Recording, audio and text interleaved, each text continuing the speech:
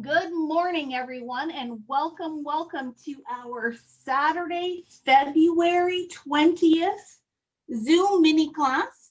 And today we're going to be making some layered cards, and they're called triple time because there are basically 3 sets of layers that go with these cards. But it's going to have a really beautiful effect because all of the stamped imaging or stencil imaging we're going to do are going to look like they are all lined up. And I'm going to show you 2 different ways that you can do that.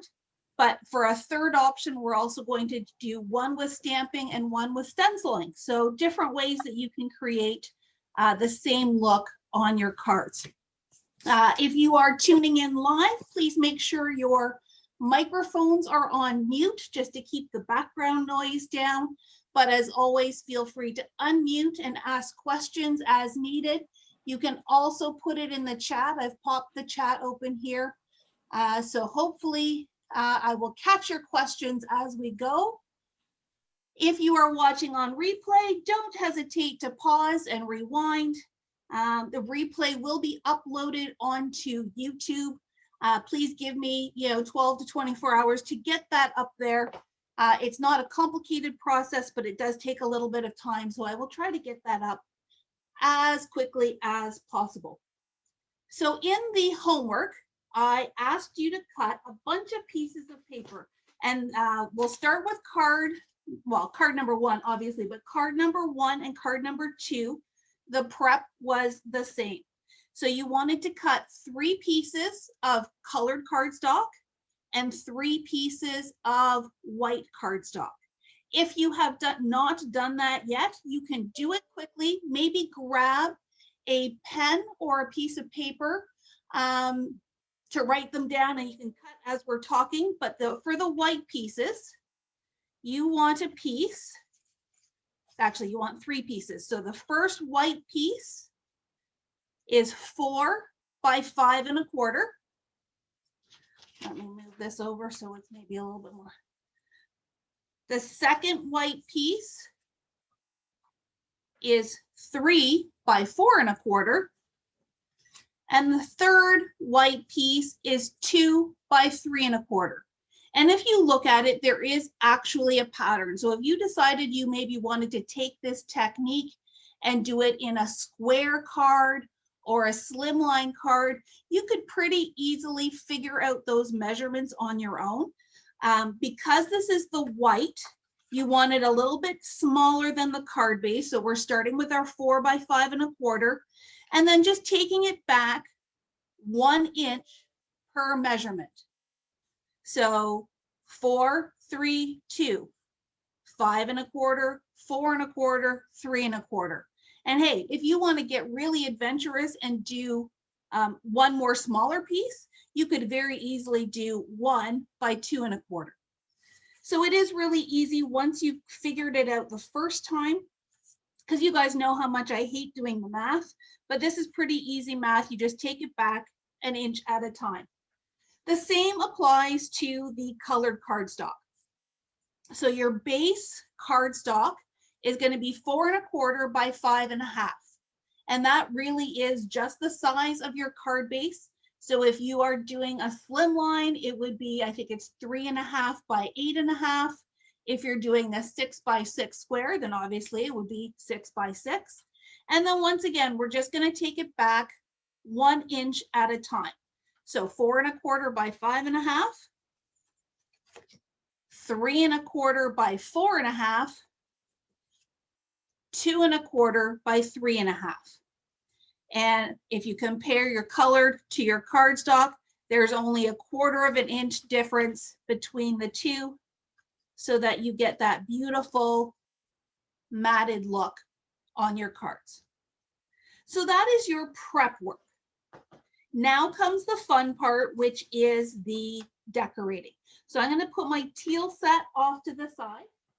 And for right now, I'm also going to put my cardstock off to the side and just start with my 3 white pieces. So what we want to do is we want to stamp these so that when they're layered, it looks like that they're all stamped at the same time. Your flowers, if you're using flower stamps, are all going to connect. Your words are all going to connect. It's all going to look fantastic. So here is the trick. And before I go any further, thank you to Diane Bruce, who recommended this as a technique for us to learn. I've also often looked at these and thought that would be really, really fun and never really took the time to figure it out. So Diane, thank you for the challenge for figuring these out. I think we're going to have a lot of fun with it. So technique number one, we're going to use stamps, and you want to grab your purple tape, your low tack tape, your washi tape. You can even use just a little bit of your tape runner if you need to. I just like using something that's a little bit low tack, just to make sure that when I peel it off, even though it's going to get covered, I don't like the idea of my paper tearing. So ultimately what we want to do is we want to arrange our white cardstock exactly how we want to see it on our finished product. And we're going to lightly tape them together. So I'm just taking a little bit of purple tape, curling it into a loop, going to stick it behind the small one, and center it on the next size up. Let me bring it up close to the camera here.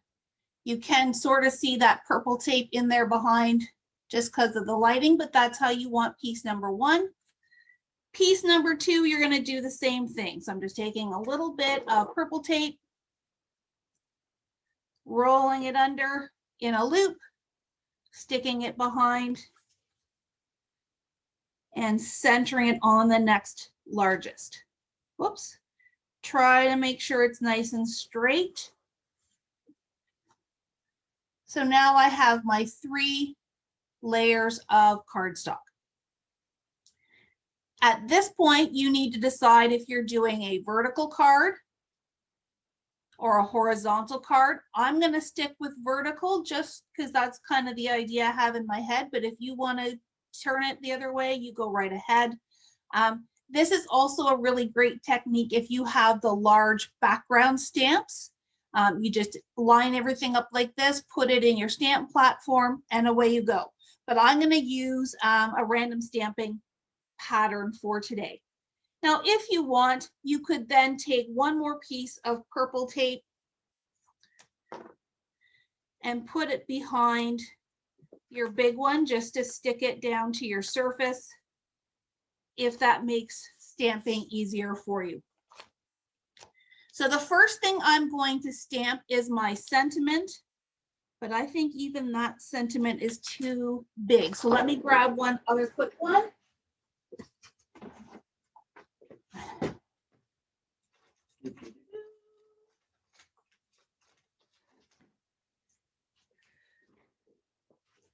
All right, so if you watched one of my videos earlier this week, I pulled this guy out. This is Thanks from Ballantyne. And I'm going to start by just tucking my sentiment right down here on my smallest piece. I'm going to do this, thanks so much. And I'm just going to layer it up on my block. And the reason you want to do the sentiment first is because all of your other sentiments are going to build, all of your other stamps are going to build around it. And you want to make sure that you leave that space. Now, you could also go in and add a strip with your sentiment when your card is done. So if you don't have a sentiment right now, or you're not sure what sentiment you want to use, you can skip this step. Not quite. Maybe I'll just move this one. This is the hardest part, is just getting everything lined up the way you want it. Ta-da. So I've got thanks so much. I'm going to tuck it in that bottom corner.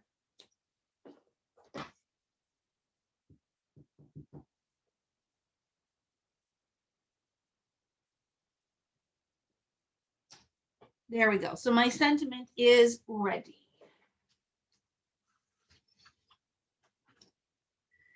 I need my blocks, so I'm going to make sure I put this away.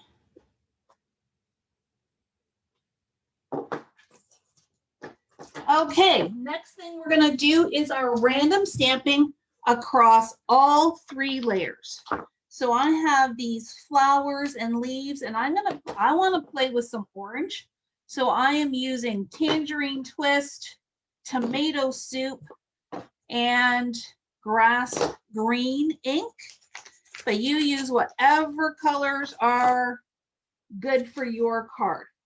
Now I could go in with this nice big one, but I think that'll take up a little bit too much. I'm going to stick with the smaller of the flowers. And with this one, I'm going to go in with the brighter orange.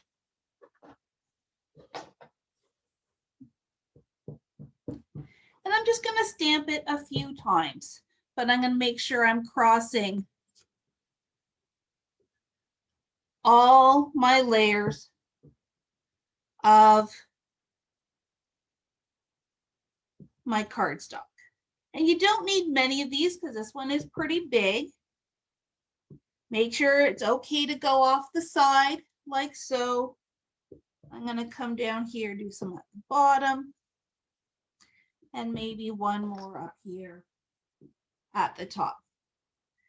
Now, mine didn't turn out too badly here, but sometimes, especially if you're maybe using a more solid stamp, you may see a little white halo where your layers are overlapping. And that's because there's different thicknesses of paper now that the stamp is trying to go over. Don't worry about that. When the cardstock is in place, you're actually not going to see those halos at all. All right, so that was my big stamp. Put my lid back on. I'm going to switch to a smaller stamp now.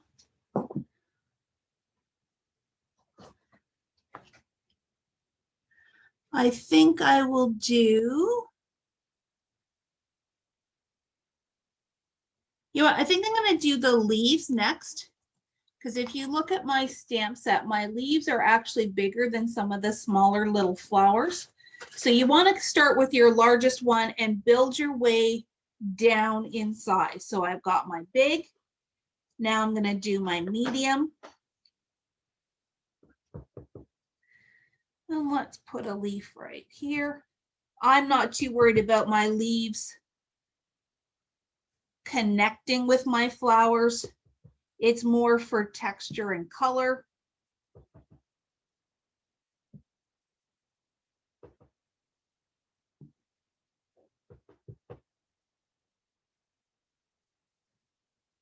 There we go. And you know what, you really could be okay with just 2 colors. I'm feeling like this is filling in really nicely, but I do want to play with that. Tomato soup, the color name intrigues me. So put my leaf back, take this little teeny tiny bud flower.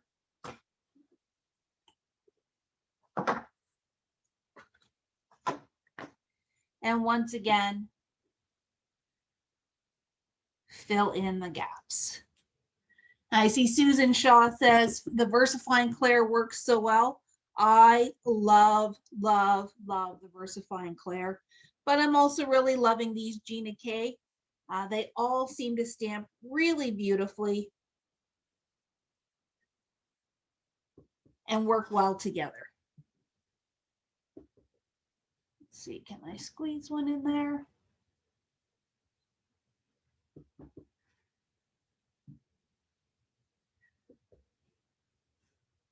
And it's okay if your stamped images overlap each other, just gives you a different, yeah, I'm gonna leave that one. Okay, I think we are done with stamping. So guess what? That really is the key to this technique, is we are taking 3 pieces of paper, we're layering it together, and then stamping it so that when we take it apart, save your purple tape because we'll need it for card number 2.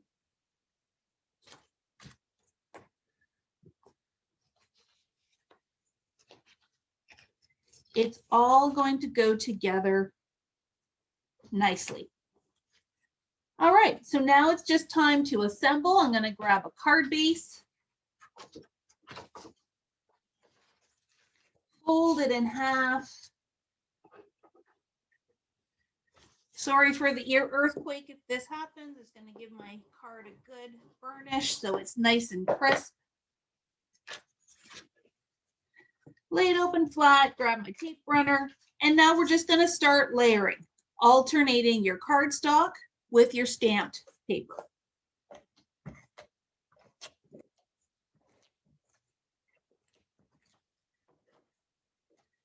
That's just going to align with my edges. And then my biggest, now just make sure with your stamped pieces, don't lose the order that they were in. Don't let them get turned around or upside down.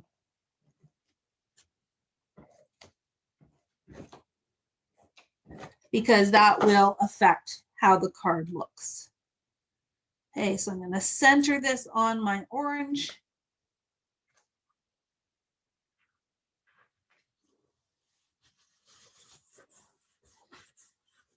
And then the next cardstock. Now, for these cards, I asked you to use the same colored cardstock. There's absolutely no reason why you could not have alternated it, maybe done orange, green, orange, or use the 3 colors that you are stamping with. So I'm just making sure that this is covering that open space that that layer left behind. Like so.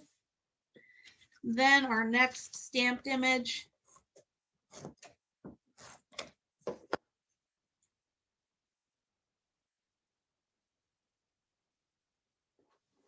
And here's really how the magic really starts to come. You can see how even though there's that cardstock, let's call it a barrier in between, your eye still connects those stamped images to create a really beautiful look. So last, but not least,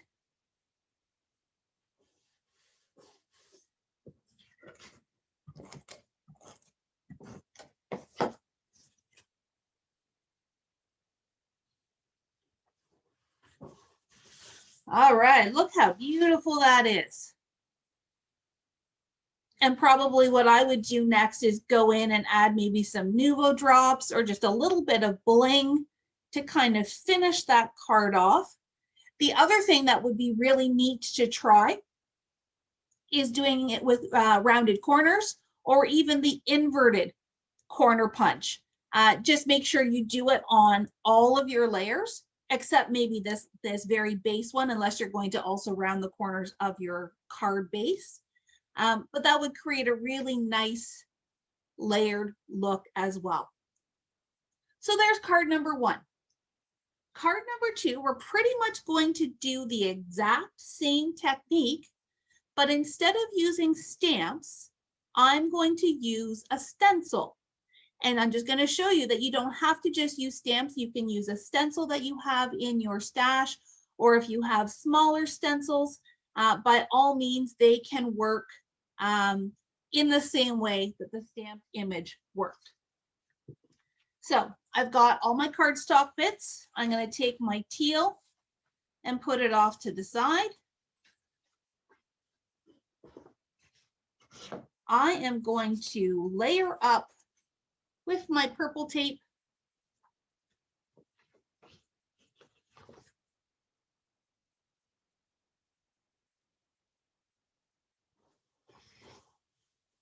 Like so.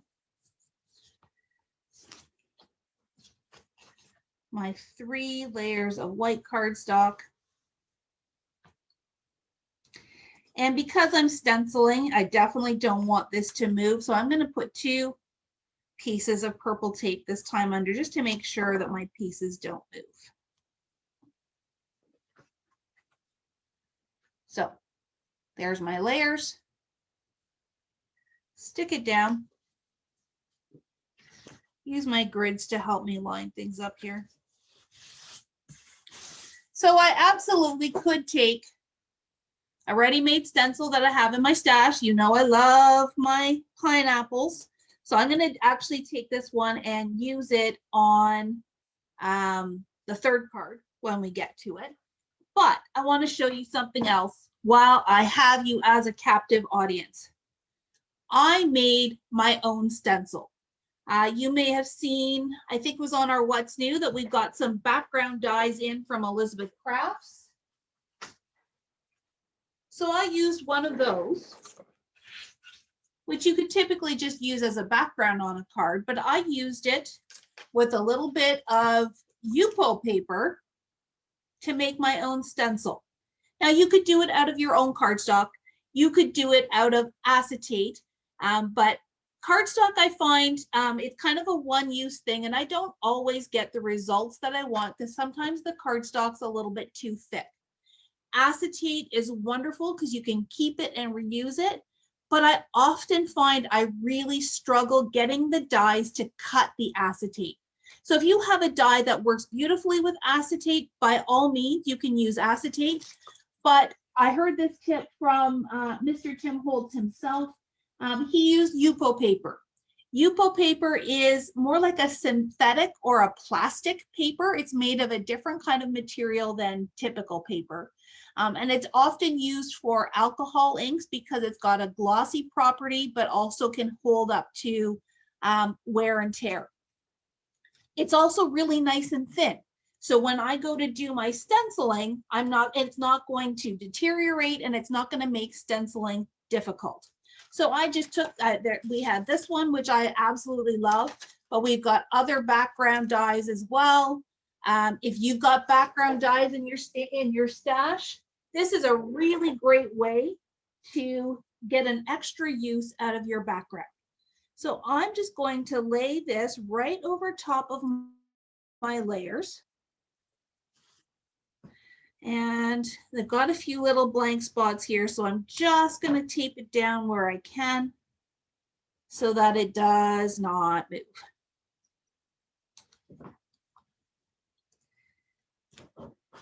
This technique also really works well. So with the random stamping, we use 3 different colors. Well, maybe you just want to use one color and build up layers of depth. So this is where a stencil can really come into play because you still get the beautiful look, but you only need to use one color of ink. And I'm going to get my blending brush. This time I'm using Ocean Mist to go with my turquoise paper. And I'm simply going to blend it up. Hopefully I don't jiggle too much. I'm just going to start off my paper and then blend into my layers here.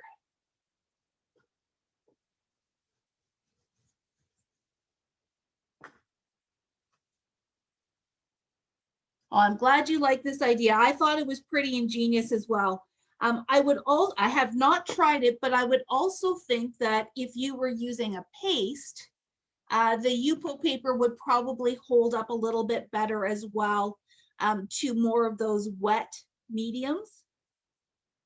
If you were doing a paste, because that would look really cool through this as well.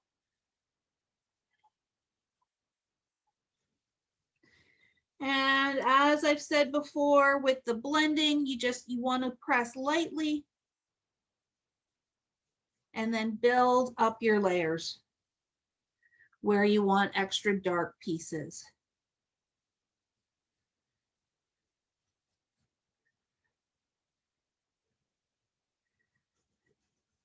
I did a class recently. I can't even remember now which class it was. But what we did in the class is, to make the class affordable, they gave us a paper stencil, but then we used this really wet, sticky paste through it. And when I tried to pull the stencil off afterwards, it just absolutely shredded. So I'd like to think that the Yupo paper, being that plastic synthetic, would withstand that wet medium just a little bit better than the paper would have. So I'm just trying to get in my nooks and crannies here. I'm okay with it being light in some areas and dark in others. And in the center, you probably want to leave it a little bit lighter so that we can stamp the sentiment on top.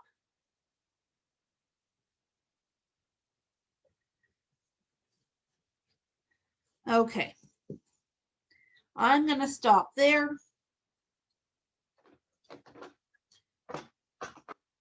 And let's reveal the magic. Save that purple tape. We can use it again. And you know what? That's all. This is going to look really cool. Probably have to go in and redo the corners.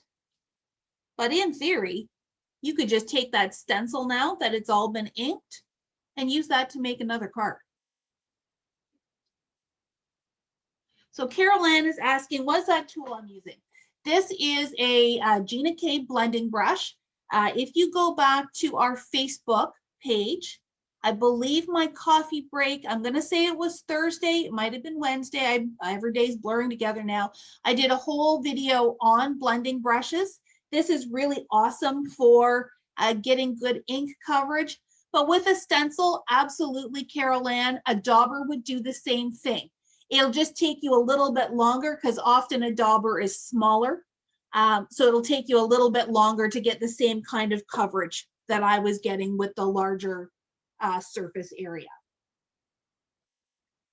Okay, so look how pretty that is. I almost don't want to take it apart, but we're going to take it apart and we're going to assemble our card just like we did with the stamped version. So again, make sure you don't get your pieces turned upside down. Card base.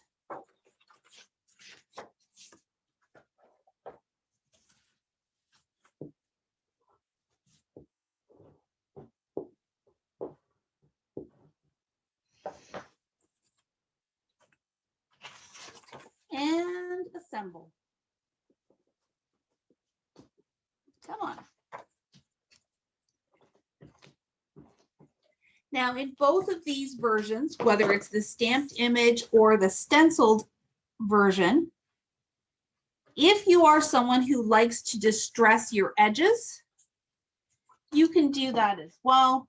You can just go in. And all that does is it adds that little extra layer of dimension, kind of finishes your edges a little bit. But that is totally an optional step.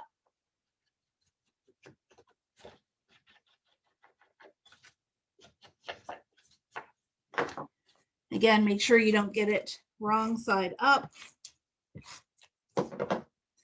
So I've got my petals here at the bottom that I know is going to align. And with your first one, well, you make it work. If you happen to put it upside down, then everything goes on upside down. All right, layer number 2. Do the cardstock first.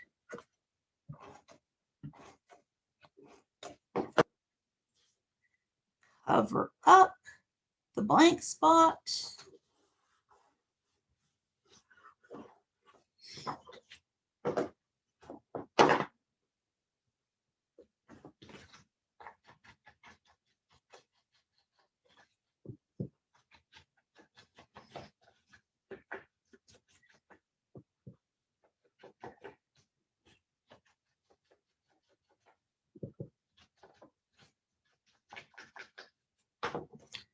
Okay, that's going to go on like that.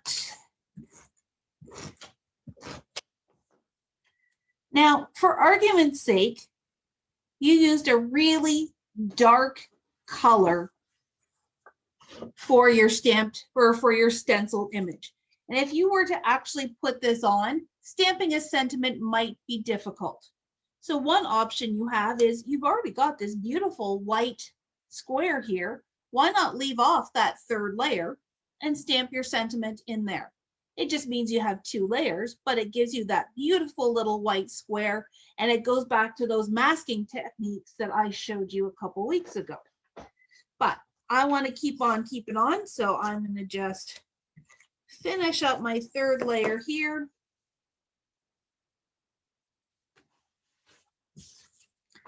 Need to ink my edges.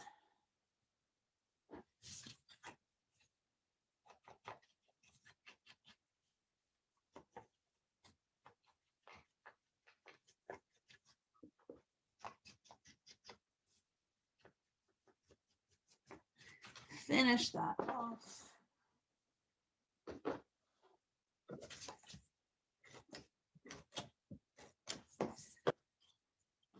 Excuse me. So there is your triple time. Using a stencil this time instead of a stamp. I really want to use this hug so it would fit.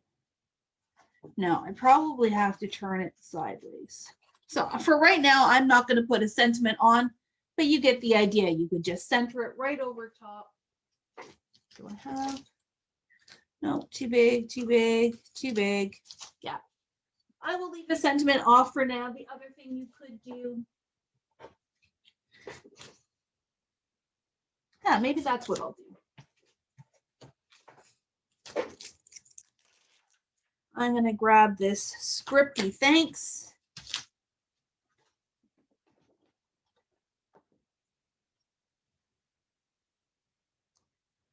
So if you have a stamp that you want to use for your sentiment, but it's too big for your space, grab a strip of white.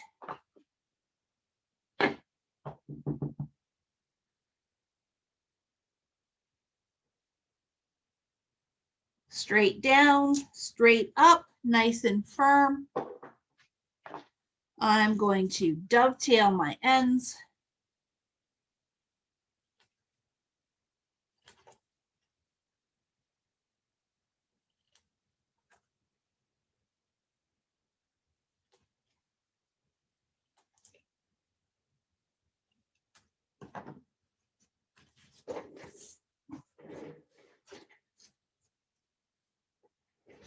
Grab some 3D foam.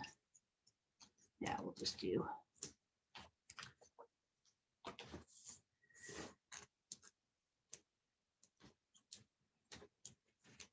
peel.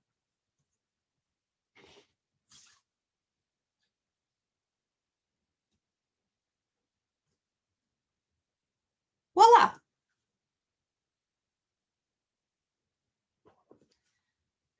So there's 2 different looks using 3 layers of white paper, 3 layers of cardstock, stamps and stencils, sentiments, all that good stuff. I'm going to show you one more way in order to create these cards, but we're going to, it's perfect for if you maybe have only a little bit of a particular color left, or maybe you left the rest of your white at home, or you've run out of white. It could also just be that you like to, get as much use out of your paper as you possibly can. So with this option, all we're using is 1 piece of 4 1/4 by 5 1/2 colored cardstock for your mats, and 1 piece of 4 by 5 1/4 for your white. And I'm going to show you a trick with your paper trimmer that you can cut all of those layers out of the same piece of paper. Okay, so I've got my base. I'm just going to put it aside for now. I've got my main piece. I'm going to stick it down. I'm going to use a stencil this time simply because I think it'll be a little bit faster. And now that I've pulled out these pineapples, they're calling my name. So my white piece is stuck down. Gonna take my pineapple stencil, and because it's a little bit bigger than my piece, I'm gonna be funky with it and turn it on an angle. Tape it in place. If you prefer to do the stamping technique, absolutely no problem. Go ahead and do that random stamping technique all over your base. Like I said, I'm just going to do pineapple because, you know, I love pineapples.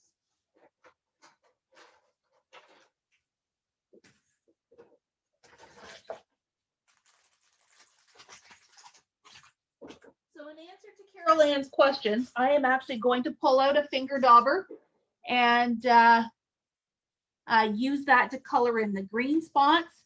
Rosalind is saying she's using the Scrapbook Adhesives repositionable easy dots to hold the layers down.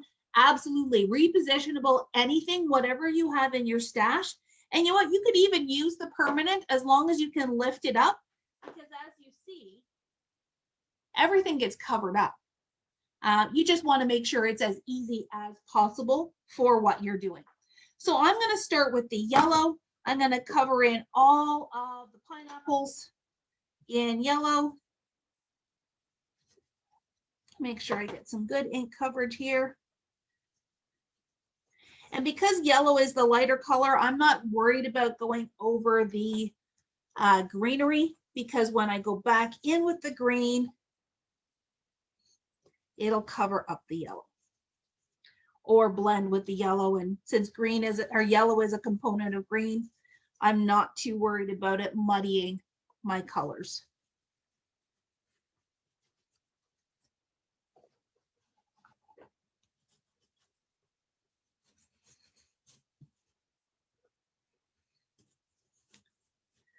So just filling in my pineapples.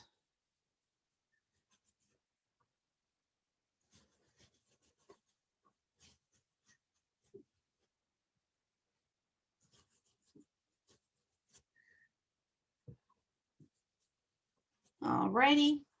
I'm going to take my little finger dauber, and you know, this is where finger daubers definitely work better than the brushes, because you can target. So I've got some good ink. You can target, and I'm doing more of a pouncing versus a circle. If you can get into that circular motion, I just find some of these edges are a little bit pointy, so I don't want them to catch too much on my dauber. So you can just kind of push it into the openings, or you can do that circular motion as well. Okay, let's get these guys.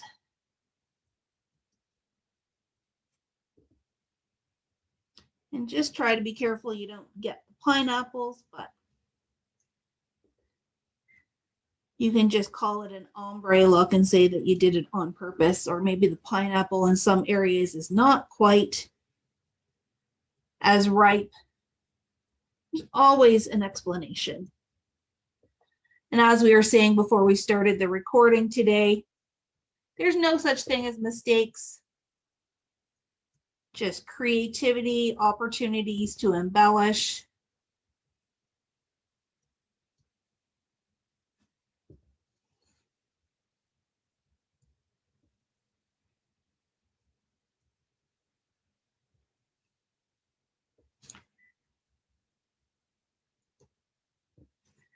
Almost there. Ha, there we go. There are my pineapples.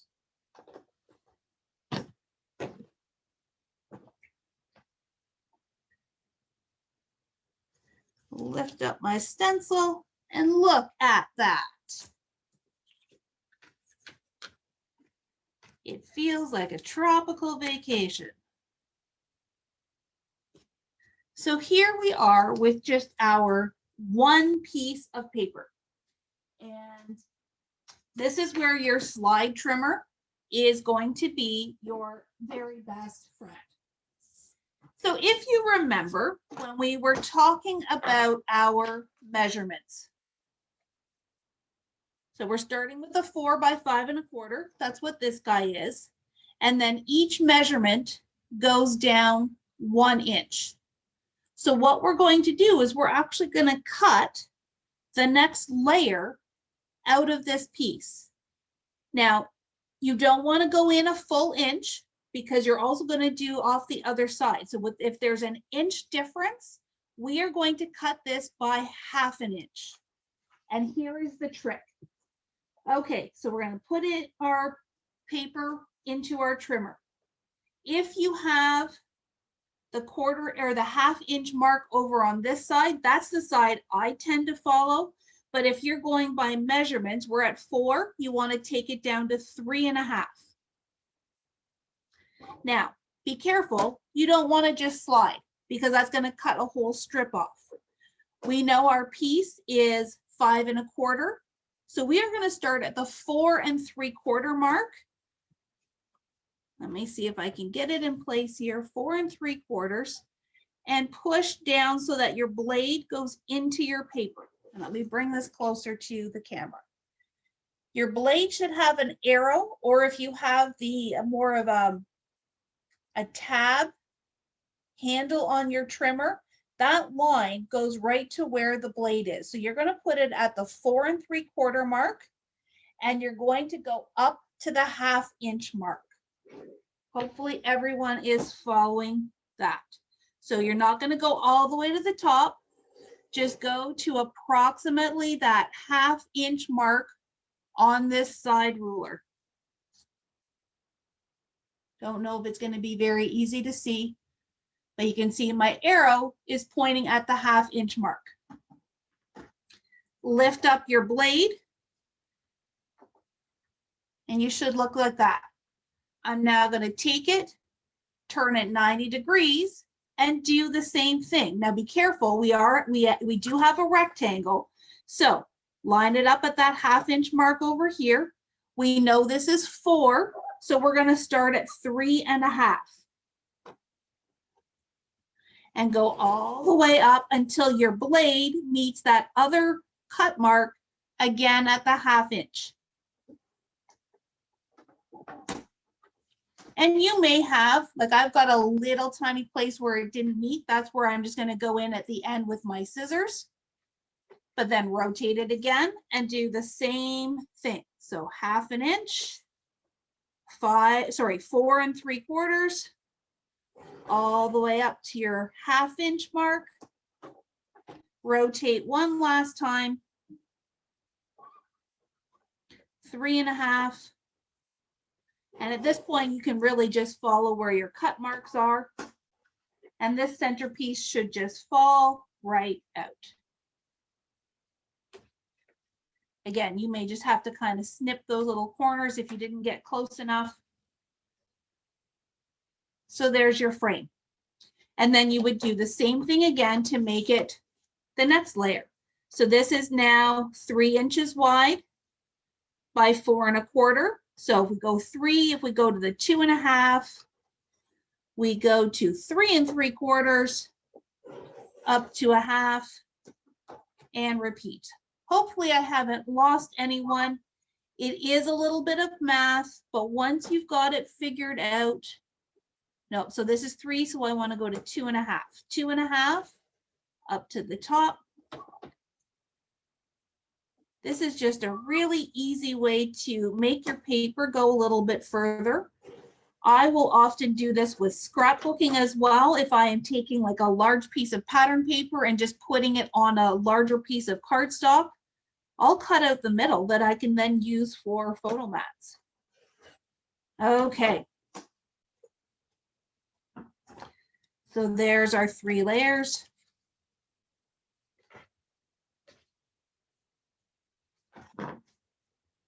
For our front, and I'm going to repeat once again for our cardstock so we can get our 3 layers. Because our cardstock is already starting 1/4 inch wider than our stamped piece, all the measurements are going to work exactly the same in that we're going in 1/2 inch for each piece. So 1/2 inch. This time we'll start at 5 because it's 5 1/2 long. up to a half. This is now 4 1/4, so we want to go to 3 3/4.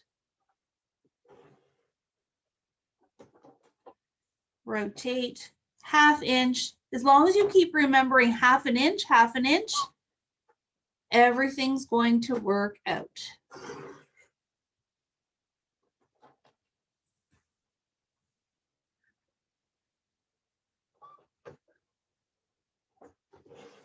And like I said, you'll get to a point, oh, I almost went all the way through there.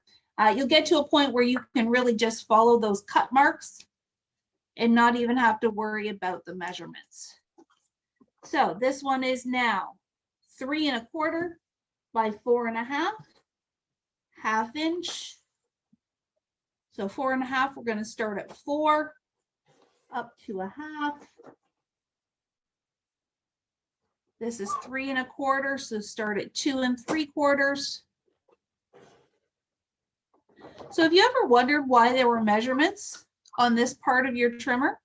This is one of the reasons why. Because you can use that blade to help be your guide and be more precise with your cutting. Okay. So hopefully you're all still with me, or if you're going to come back on replay, you can pause and rewind as needed. Okay. And then we just finish, as we did before, with our assembly. And I know this is a longer class, ladies, so hopefully you're still with me. This is where you do have to be a little bit more precise with your adhesive, simply because you just have these little frames.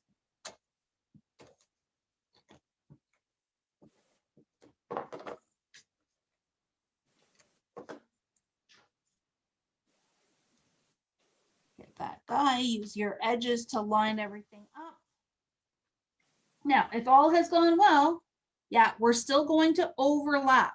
So you don't have to worry about it fitting in the hole. We're still going to overlap and be able to see our beautiful artwork. So lay this down, make sure my pineapples are going in the right direction. Now I need cardstock.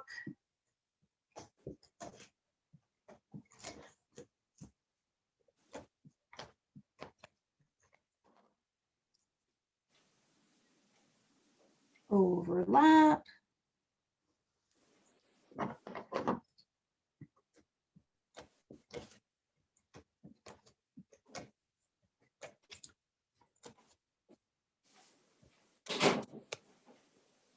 So with this idea, the math and the cutting is maybe not as straightforward as the first two, but it does use a little bit less of your supplies. And once again, if you're trying to just be frugal, or maybe for your mat, you're using like this beautiful foil paper that all you have left is that one little piece, and you want to make it stretch as far as you possibly can.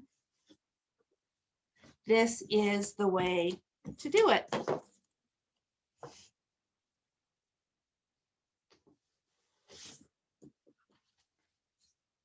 Voila. You still have your images going together. You still have your triple time. I want to look for the word sweet in my stamp stash for my sentiment, so I'll finish that one later. And there you go. You would never know that these cards were made using slightly different techniques between the same, between the cards.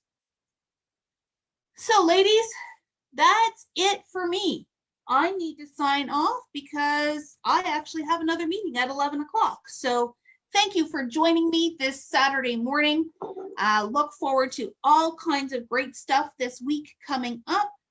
And hey, we only have one more week left of February. So spring is getting closer. Let's hold on and hope for spring to come soon. Sheri, One sec.